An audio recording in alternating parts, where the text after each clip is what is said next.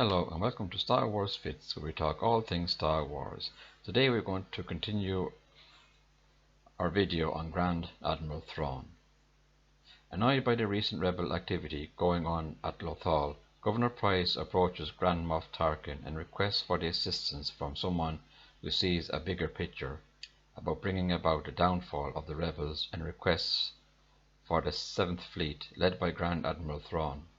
While some officers, such as Constantine, believed that these ships were the rebel fleet, Thrawn and Price actually both believed that this group of rebels were the key for the Empire to destroy the rebellion before it began.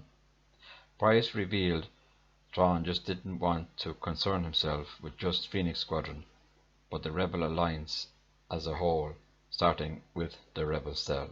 Thrawn moved his plans to capture rebels to Hera Syndulla's homeworld Ryloth, where he helped the captain-in-command Slavin on how to outsmart Cam Syndulla and the Rylothian resistance.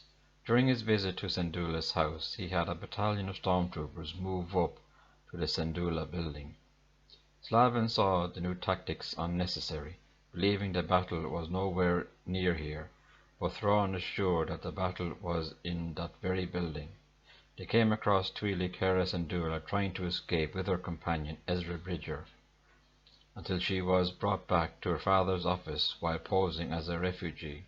However, Thrawn was able to tell who Hera was, while Ezra was a scout trooper in disguise. He stunned Ezra and had both rebels locked away. Taking the Kalikori as a trophy, Thrawn acknowledged his respect for Hera and left Slavin to deal with the rebel prisoners, seeing how the rebels would react to rescuing one of their own. After witnessing enough, he allowed the rebels to escape. During a plot to lure Yun Sato out of hiding, he had Imperial forces attack his homeworld of Maikapo. He sent Admiral Constantine to stop the rebels from fleeing their rebel sympathizers in one ship after learning about Iron Squadron. His plan worked, and Thrawn arrived on Maikapo after being contacted by Constantine, where he had seen his plan to get Commander Sato out of hiding. Welcoming the commander's return, Thrawn and Sato swore to meet again before the rebels and Iron Squadron made it to hyperspace. Grand Admiral contacted Constantine, who had called for assistance but covered up his excuses by changing it to report that the rebels escaped. However, Thrawn could see through Constantine's bluff and easily surmised the rebels didn't just evade capture, but with their sympathizers as well. Following the insurgency of Maikapo, Thrawn returned to the TIE Defender factory on Lothal. During his visit, he killed Morad Sumar without knowing he was allied with the rebels through a demonstration of a speeder bike that they had rigged. Capturing the rebels was imperative to Thrawn, who wanted to make sure that his TIE Defender project was not compromised, which is why he made sure that Section A2 was heavily guarded and those without the proper clearance to be killed on sight. Thrawn studied his enemy's art after summoning Lysat and Kallus to his office, including holographic displays of the Spectres, Sabine's art, and a Jedi Temple Guard's helmet, and showed Lysat and Kallus Sabine's starboard painting. While Lysat was dismissive of the artwork, Kallus was able to tell that the graffiti was Phoenix Squadron's symbol. Remembering the Spectre he had encountered on Ryloth, he could speculate that the Ghost crew were connected to Lothal, based on Lysat's report that 2 workers went missing after Grand Admiral Thrawn's speech. He was able to tell that the rebels have infiltrated his Imperial factory, Ezra Bridger, Kanan Jarrus, and their droid Chopper. However, Ezra, Kanan, and Chopper escaped with the help of Kallus and attempted to escape on an AT-AT walkers until Thrawn told the other droids to fire at the ones controlled by rebels. However, they escaped when Ryder Azadi and Merida Sumar. At the end as Thrawn spoke with Kallus and Price and dismissed Lysati. Thrawn was able to tell that there was a mole in the Empire. Governor Price proclaimed that they must find the traitor. However, Thrawn told her to remain patient when she asked about questioning all Imperial personnel, and that they would set a trap for the rebel spy. Thrawn planned to find out where the rebels were located and had EXD infiltrator droids deployed to corners of the galaxy.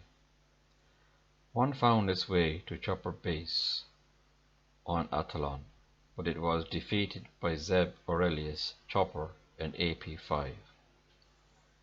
Following the destruction of the Star Destroyer, Thrawn met with Kallus, who reported with the Grand Admiral how he suspected the rebels were able to foil Thrawn's plans with the infiltrator droids. However, the Grand Admiral remained in high spirits. Kallus was surprised by his superior's response. Thrawn revealed that the incident greatly narrowed down the planets from 1,000 planets to 94. Thrawn proclaimed the war would be theirs, as Kallus was left to worry his allies would be discovered. Thrawn returns from Coruscant, ruining Ezra and his friends' plan in liberating Lothal from the Galactic Empire. He is contacted by Ezra, who confidently tells Thrawn that he and the rebels have taken the Imperial Dome prisoner. However, Thrawn is revealed to be one step ahead of them, and instead will only accept the young Jedi's surrender.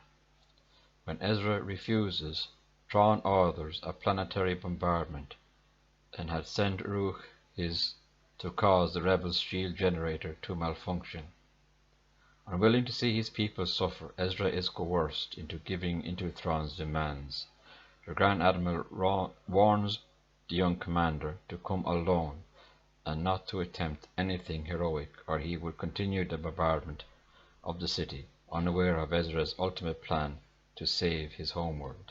When Ezra arrived on the Chimera, as promised, Thrawn had the captive Jedi brought into his office and began mocking him for what he stood for, even following his Jedi training.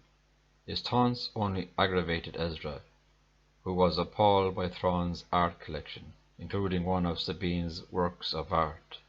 The Grand Admiral revealed that he was not destroying Lothal completely, even keeping several artwork he collected over the years. Ezra angrily confronted Thrawn, reprimanding him of taking things that did not belong to him, and telling Thrawn he didn't deserve the artwork in his possession or Lothal. The Grand Admiral refuted that power was what people should truly keep, and told Ezra that the Jedi would not teach him that, instead he would take him to someone who would. He brought Ezra before a hologram of the Emperor, who used his public image when conversing with Ezra. Palpatine dismissed Thrawn, who left Ezra with the Emperor and ordered his forces to resume the city bombardment. During the liberation of Lothal, Ruch was killed by Zeb Orrelius after throwing him on the destroyed power generator. When Thrawn attempted to contact his bodyguard, Zeb answered instead and informed him of the Nugri's death. Despite Thrawn being assured of victory, he was suddenly confronted by Ezra and was genuinely surprised to see the boy manage to escape capture. Though he only managed to wound the human with his blaster, Ezra used his connection with the Purrgil, who wrapped their tentacles around Thrawn, who was utterly horrified as the creatures disappeared into hyperspace, taking Ezra and Thrawn into parts unknown. That's it for Grand Admiral Thrawn. If you like this video, please click like, share and subscribe to my channel, and also click on the notification bell in order to be notified of upcoming videos. Until the next time, may the Force be with you.